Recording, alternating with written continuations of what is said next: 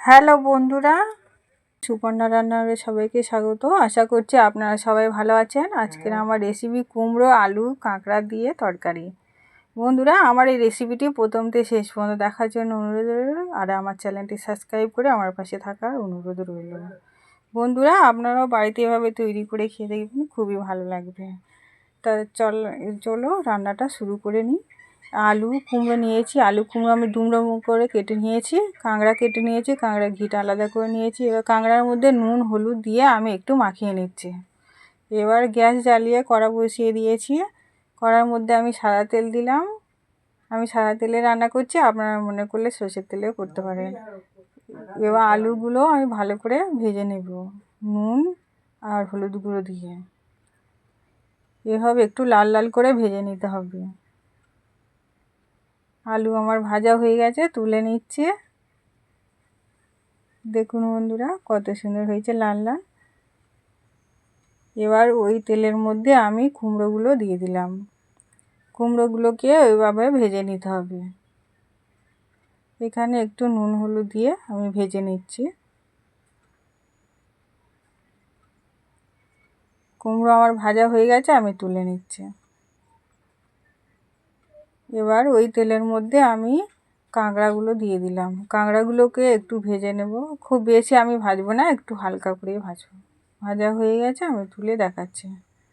এবার কড়ার মধ্যে আরেকটু আমি সাদা তেল দিয়ে দিলাম, পেঁয়াজ কাঁচা লঙ্কাটা দিয়ে দিলাম। এটা একটু লাল লাল করে ভেজে নিতে হবে।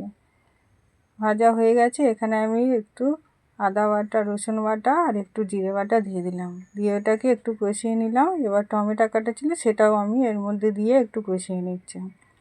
এখানে একটু হলুদ গুঁড়ো, একটু লঙ্কা গুঁড়ো দিয়ে ওটাকেও একটু কষিয়ে নিলাম।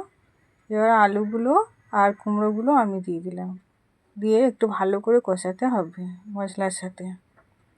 এভাবে নেড়ে চেড়ে একটু কষিয়ে নিলাম। কাঁকড়াগুলো আমি এই সময় দিয়ে দিলাম, দিয়ে ওটাকেও ভালো করে কষিয়ে নিচ্ছে। একটু স্বাদ মতো নুন দিয়ে দিলাম। কেউ যদি মনে করেন তাহলে এখানে একটু চিনি দিলে দিতে পারেন। আমি এবার কাঁকড়ার ঘিটা দিয়ে দিলাম, ওটাকেও এর সাথে ভালো করে কষিয়ে নিচ্ছি।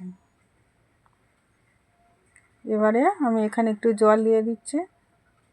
জল দিয়ে রান্নাটা হতে দেব। 5 মিনিটের জন্য চাপা দিয়ে দিলাম। 5 মিনিট পরে খুলে দেখাচ্ছি। দেখুন বন্ধুরা, আমার তরকারি হয়ে গেছে। খুবই অল্প উপকরণ দিয়ে এভাবে বাড়িতে আপনারা বানিয়ে খাইয়ে দেখবেন, ভালো লাগবে। আমার তরকারি হয়ে এসেছে। আমি উপর দিয়ে কাঁচা লঙ্কা 3টে দিয়ে দিলাম, একটু জিরে গুঁড়ো, একটু ধনে গুঁড়ো দিয়ে দিচ্ছি। দিয়ে একটু আমি হালকা করে নেড়ে নিচ্ছি। উপরে আমি একটু গরম মশলা দিয়ে দিলাম। আমার রান্নাটা হয়ে গেছে, গ্যাস আমি বন্ধ করে দিলাম। এবার একটু নেড়ে চেড়ে নিচ্ছে। এবার আমি তরকারিটা তুলে নিচ্ছি। বন্ধুরা, আমার এই রেসিপিটি যদি ভালো লেগে থাকে একটা লাইক করবেন, কমেন্ট করবেন আর শেয়ার করে দেবেন।